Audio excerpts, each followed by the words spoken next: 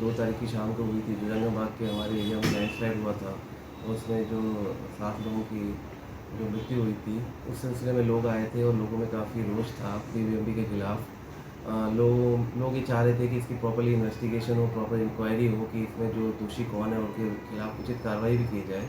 इसके साथ उन्होंने अपना एक पत्र भी दिया है जिसमें उन्होंने कोई डिमांड भी रखी है।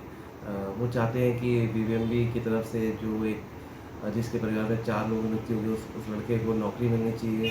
तुरंत इनके लिए कहीं जितने भी प्रभावित परिवार हैं उनके लिए रहने की व्यवस्था, अकोमोडेशन की व्यवस्था होनी चाहिए और अन्य जो इनकी डिमांड्स हैं, तो वो उन्होंने मेरे को दिया है। और इस संदर्भ में मैं एक इन्वेस्टिगेशन भी करूँगा, डिटेल इन्वेस्टिगेशन कि इसमें क्या मतलब किसकी वजह से ये हादसा हुआ है। अगर कोई इसमें दोषी पाया जाता है तो उसके खिलाफ उचित कार्रवाई भी की जाएगी। और जो इनकी डिमांड्स है वो हम बीबीएमबी से तुरंत टेकअप करेंगे और हम कोशिश करेंगे कि इनको जल्द से जल्द इनको जो भी राहत दिलाई जा सके हम उनको दिला सकें। सर, एक फर्जी अकाउंट भी खोला जा रहा है इनके नाम पे।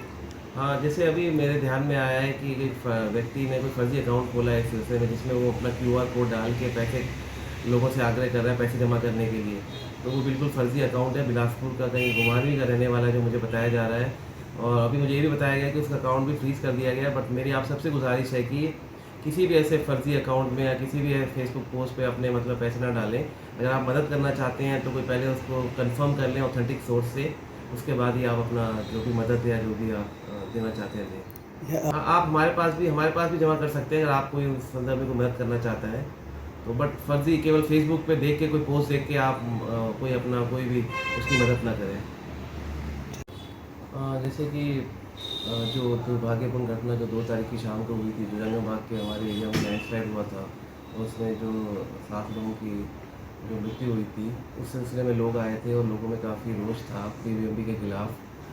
लोग ये चाह रहे थे कि इसकी प्रॉपर्ली इन्वेस्टिगेशन हो, प्रॉपर इंक्वायरी हो कि इसमें जो दोषी कौन है, उनके खिलाफ उचित कार्रवाई भी की जाए। इसके साथ उन्होंने अपना एक पत्र भी दिया है जिसमें उन्होंने कोई डिमांड भी रखी है। वो चाहते हैं कि बीबीएमबी की तरफ से जो एक जिसके परिवार में 4 लोगों की मृत्यु हुई, उस लड़के को नौकरी मिलनी चाहिए।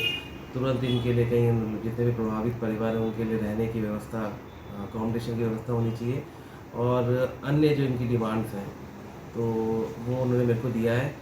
और इस संदर्भ में मैं एक इन्वेस्टिगेशन भी करूँगा, डिटेल इन्वेस्टिगेशन कि इसमें क्या मतलब किसकी वजह से ये हादसा हुआ है। अगर कोई इसमें दोषी पाया जाता है तो उसके खिलाफ उचित कार्रवाई भी की जाएगी। और जो इनकी डिमांड्स है वो हम बीबीएमबी से तुरंत टेकअप करेंगे और हम कोशिश करेंगे कि इनको जल्द से जल्द इनको जो भी राहत दिलाई जा सके हम उनको दिला सकें। अभी मेरे ध्यान में आया है कि एक व्यक्ति ने कोई फर्जी अकाउंट खोला है इस सिलसिले में, जिसमें वो अपना क्यूआर कोड डाल के पैसे लोगों से आग्रह कर रहा है पैसे जमा करने के लिए। तो वो बिल्कुल फर्जी अकाउंट है, बिलासपुर का कहीं घुमारवीं का रहने वाला है जो मुझे बताया जा रहा है। और अभी मुझे ये भी बताया गया कि उसका अकाउंट भी फ्रीज़ कर दिया गया है। बट मेरी आप सबसे गुज़ारिश है कि किसी भी ऐसे फर्जी अकाउंट में या किसी भी फेसबुक पोस्ट पे अपने मतलब पैसे ना डालें। अगर आप मदद करना चाहते हैं तो कोई पहले उसको कंफर्म कर लें ऑथेंटिक सोर्स से, उसके बाद ही आप अपना जो भी मदद या जो भी आप देना चाहते हैं दें। यह हाँ, आप हमारे पास भी जमा कर सकते हैं अगर आप कोई उस संदर्भ में कोई मदद करना चाहता है। तो बट फर्जी केवल फेसबुक पे देख के कोई पोस्ट देख के आप कोई भी उसकी मदद ना करें। मैं प्रधान ग्राम पंचायत चांदी। ग्राम पंचायत चांदी में 2 तारीख को जंगम बाग में जो हादसा हुआ था, वो कोई त्रासदी नहीं थी। वो एक बीबीएमपी प्रशासन की बहुत बड़ी लापरवाही थी। उसके अगेंस्ट आज हम सभी भाई ग्राम पंचायत चांदी से बीबीएमपी के अगेंस्ट एसडीएम साहब को शिकायत पत्र देने के लिए यहाँ पे मौजूद है। और उसमें हमारी 1-2 तो मांगे भी हैं कि जो त्रासदी हुई, उसमें जो एक परिवार के 4 सदस्यों की मृत्यु हो चुकी है, उनका ना तो मकान बचा हुआ है, ना तो कोई भूमि बची हुई है। तो हमारा जिला प्रशासन और बीजेपी प्रशासन से यही अनुरोध है कि परिवार के लिए भूमि और मकान और जो एक छोटा भाई हमारा जो उस त्रासदी में बच गया है, उसके लिए स्थायी नौकरी का प्रबंध किया जाए। और जब तक प्रशासन स्थायी रहने का कोई प्रबंध नहीं कर पाता, तब तक बीबीएमबी प्रशासन उनके लिए क्वार्टर का प्रबंध करे विदाउट एनी रेंट। उसके लिए क्वार्टर का प्रबंध किया जाए। बाकी वहाँ पे जो प्लेस था जो, वहाँ पे सबसे बड़ी लापरवाही बीबीएमपी की रही हुई। बीबीएमपी को ये जो अंकल जी हैं कुलदीप जी, ये बीबीएमपी प्रशासन को 2020 से रिटर्न में वर्बली शिकायत भेज रहे थे।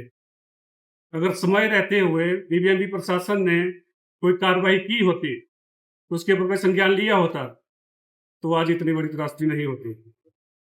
वो सभी लोग हमारे साथ आज खड़े होते, जिंदा होते। तो हम कि जो भी अधिकारी इसमें सम्मिलित थे, उनके खिलाफ कड़ी से कड़ी कार्रवाई की जाए और न्याय दिलाया जाए।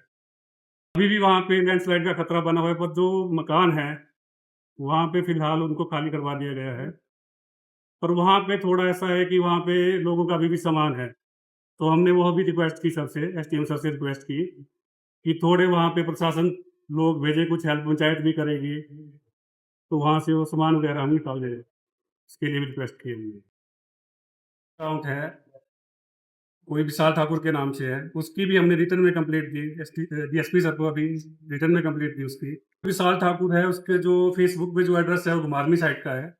उसने ऐसा किया हुआ कि जो डेथ हुई है, उनकी जो फ़ोटो वगैरह लगा के जो उसमें जो त्रैस्ती हुई है, उनकी फ़ोटो वगैरह जो जो लोग थे ना, उनकी फ़ोटो लगाई हुई और उन उसमें जो क्यूआर कोड है, उसे उसने मतलब किसी पूजा ठाकुर का आई थिंक, पूजा ठाकुर का कोई क्यूआर कोड लगाया हुआ है और अकाउंट नंबर भी उसी के नाम से है, पूजा ठाकुर के नाम से। तो उसका मिसयूज़ कर रहे हैं आप। कि 8-9 हज़ार की ट्रांज़ैक्शन भी की उसी अकाउंट से। हो गई है सर। अमित के नाम से जो अकाउंट है, जो क्यूआर कोड है, उसी में जो भी ट्रांज़ैक्शन करे तो उसी अकाउंट में करे, जो क्यूआर कोड है उसी पे करे। और किसी भी अदर जो अकाउंट है या क्यूआर कोड है उसमें ना करे कोई।